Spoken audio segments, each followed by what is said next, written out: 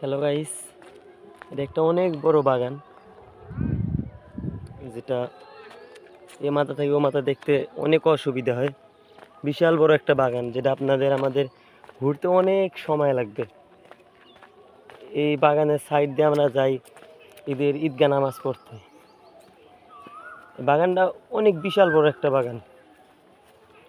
আর এই বাগানের ওই সাইড দিয়ে আমাদের একটা ইকো পার্ক আছে, যেটা টাঙ্গাইলের এক মালিকের, মেট্রিস মেট্রিস গ্রুপ, যেটা গাজীপুরে অবস্থিত। আর এই বাগানটা অনেক বড়, বিশাল বড়। এই বাগান দিয়ে অনেক মানুষ রোজগার করে। যেরকম এখান থেকে যে গাছের যে পাতাগুলো পড়ে, এই পাতাগুলো ঝাড়ু দিয়ে অনেকজনে বিক্রি করে। আবার দেখা যায় এই গাছের ডালপালা দিয়ে তারা রান্নার কাজ করে। অনেক বিশাল বড় একটা বাগান। এই সাইড দিয়ে জমি আছে, চাষবাস করে মানুষ। বাগানটা সুন্দর লাগে, অনেক সুন্দর লাগে বাগানটা। আমাদের দেখার মতো একটা বাগান।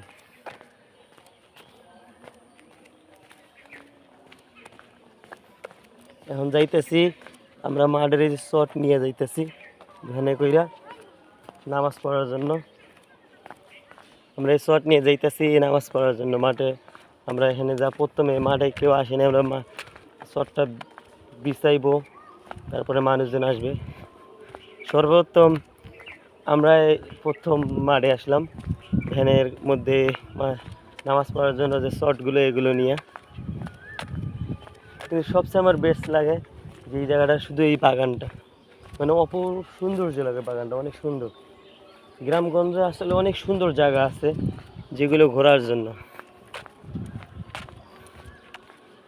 ওই যে ওইখানে আমাদের নামাজ পড়া মাঠ, ওই জায়গাটা, এই যে এখানে মাঠটা, এখানে নামাজ পড়ো আমরা।